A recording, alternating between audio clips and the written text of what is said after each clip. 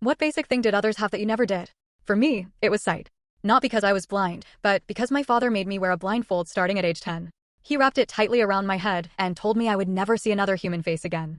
Why? Because, in his words, a woman's eyes are too pure for the filth of the world.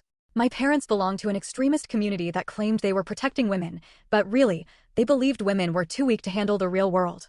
So when a girl hit puberty, she had to wear a blindfold. Always.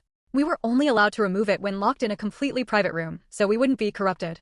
By the time it happened to me, 3 of my older sisters were already living in permanent darkness. They moved silently through the house, feeling their way along the walls while our brothers walked freely right beside them. My mom had been blindfolded for 30 years. My dad would describe things to her like she was a toddler. "The sunset's very orange today, dear," he'd say. "Aren't you glad you don't have to see how polluted the sky is?" I'd never seen her eyes. And growing up, I was told I never would. One day I asked why I was still allowed to see. My dad snapped, "Enjoy it while you can. It won't last." And he meant it. When I got my first period, he held a protection ceremony. He raised a black blindfold like it was sacred and said, "Today, you become a woman. That means your pure eyes must be shielded." My younger brother watched excitedly. My sisters sat silently, blindfolds tied tight, hands folded perfectly in their laps. Dad wrapped the blindfold so tight around my head that it hurt. "You'll thank me when you're older," he said. Still clean. That first day, I crashed into everything, tables, walls, chairs, while my brothers laughed. Living blindfolded was its own kind of hell. We were only allowed to take it off 3 times a day, in locked dark rooms, just to eat. My dad would guide us there like we were prisoners. I'd use those short minutes to stare at my hands and squint into the dark, trying to remember what anything looked like.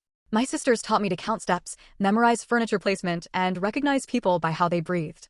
We never left the house. Ever. The front door had a special combination lock that could only be solved with eyesight. School was my dad reading dull math lessons while I sat at the kitchen table blindfolded. I had to imagine everything: history, science, even letters. My brothers would purposely move furniture just to watch us fall. When we tripped, Dad blamed us. "Your sisters manage fine," he'd say when I walked into a chair that wasn't supposed to be there. What I missed the most were faces. I found myself forgetting them, wondering if Charlotte had freckles, or if Luna's nose was straight or crooked. I never asked my mom for comfort.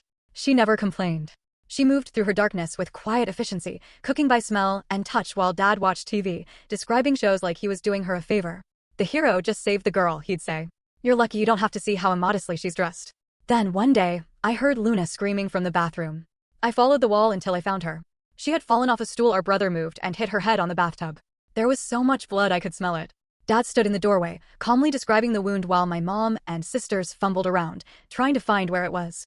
"It's on her forehead."